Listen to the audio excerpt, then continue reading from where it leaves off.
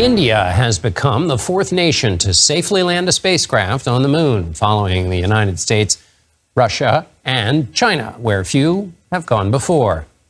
जी हाँ, आप अपनी स्क्रीन पे देख सकते हैं कि हम India is also the first to land its Chandrayaan craft near the moon's south pole. Scientists believe this uncharted territory could hold vital reserves of frozen water, which can be used as fuel for future missions. Leroy Chow joins me now. He's a former NASA astronaut and former commander of the International Space Station. We're so happy to have you with us. So put this into perspective. How big of a deal is this?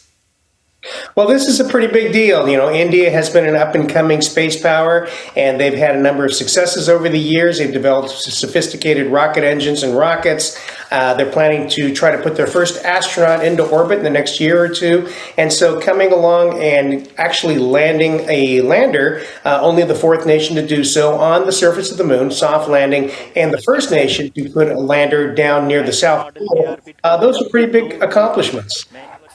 Explain in this answer what a soft landing is, but I'll ask the question first, which is Russia tried to make a soft landing on the moon's southern pole, and it didn't go very well. It crashed. Why is that region drawing so much interest right now? Well, the South Pole is drawing interest, the South Pole of the moon, because there are parts of the South Pole that never see the sun. And so the idea is perhaps there is water ice at or near the surface. In fact, certain measurements have indicated there's a lot of water ice in those regions. And so, as you mentioned briefly in your report, that water ice could be extracted and used to make rocket fuel, by separating the hydrogen and the oxygen. Of course, if you're going to establish a lunar base, that ice could be used for drinking water, and the oxygen could also be used for breathing, right? And so there are a lot of resources, there are minerals that are deposited there, we believe, and so for all those reasons, the South Pole is attractive. The United States plans to land humans on the moon in 2025. How have our priorities changed since the last time in 1972? Yes, so the U.S. is hoping to land astronauts again. This would be the first landings, of course, since 1972, as you pointed out. These are different because the goals are different. The goal's not just to get there, as it was in the 60s during the Apollo program, during the space race. The idea was to beat the Soviets to the surface of the moon with astronauts. Having won that, this time we're looking to sustainably go there. That is, we've got an architecture that would allow us to explore the moon for a certain or a longer length of time.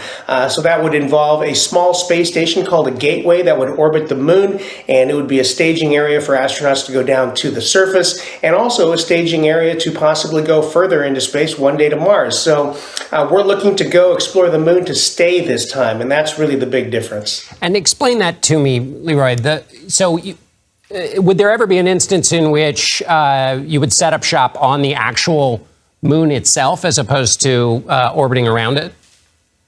Yes, so you would go down to the moon, you would have some kind of a habitat there. You wouldn't necessarily have it permanently crewed. That means that is to say there wouldn't necessarily always be humans there, but it would be a research facility. It would be a facility where you could gather samples, things like that to bring back to the Earth. And so, for the jumping off point of the moon, probably you would have your vehicle that would travel, farther into space, be in orbit around the moon, and use that gateway as a place where astronauts could transfer to that vehicle. So there are a lot of different things being looked at, but the main point is this time we're not just dashing out for a few missions to kind of show that we can do it. The idea is to actually get some more scientific data and use it for an operational training base and other things, to prepare to go to Mars.